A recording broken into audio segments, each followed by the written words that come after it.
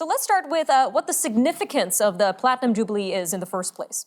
Well, if any of us on the program here are history buffs, this is an extraordinary anniversary. 70 years as our queen. The only queen most Canadians have known, they've seen in their postage stamps and coins all their lives. I'm older than that. I remember the death of King George VI when I was 12 years old. So I'm getting on, but I do remember that. But the longest reigning monarch out of Britain was Queen Victoria, who reigned 64 years, and George III reigned 60 years. But you know who the longest serving monarch to reign over a part of Canada was? It was Louis XIV of France. He reigned over us, part of Canada, 72 years as King of France. And I bet Queen Elizabeth's going to match and beat that, and I bet she'll live to see her 100th birthday. All right, sir. So how is this event being marked in Canada, the UK, and other Commonwealth realms around the world? The Department of Canadian Heritage announced just yesterday there's a logo for the Jubilee, there's a flag, there's a distribution of Platinum Jubilee pins across the country. I don't have any specific events yet, but I'm sure they'll be coming up. In the United Kingdom, the big bash is going to be around the weekend of June the 2nd.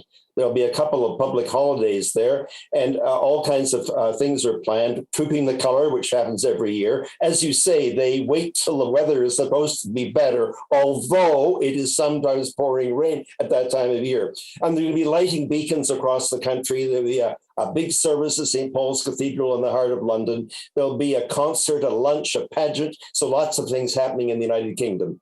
Lots to keep our eyes out for, Doctor. Now, digging in deeper to the Queen's role in Canada. We know the Queen is Canada's head of state, but what is the significance and role of a head of state versus a head of government?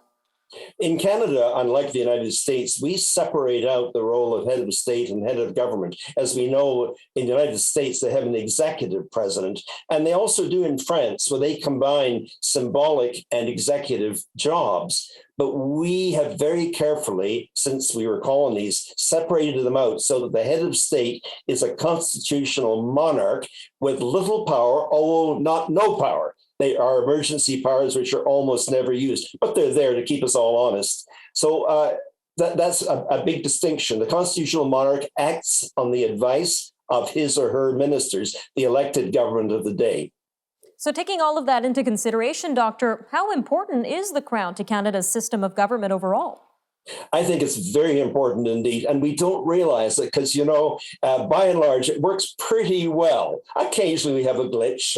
A recent Governor General fell foul of public opinion and had to resign, but that's extremely rare. The only time we hear about the Crown is when it's in the news and called out to do things. For example, if a premier or prime minister wanted to carry on without the support of the elected House, the Lieutenant Governor or Governor General could step in. And that happened in British Columbia in 2017. The Lieutenant Governor refused to allow the Premier defeated in the House to continue. So these things happen rarely. But by and large, it's a pretty quiet system, the Canadian Crown. It's also important for our system of federalism because each province has its own crown represented by the Lieutenant Governor. And it's part of the guarantee of the autonomy of the provinces and confederation vis-a-vis the central government. And this applies notably to the case of Quebec.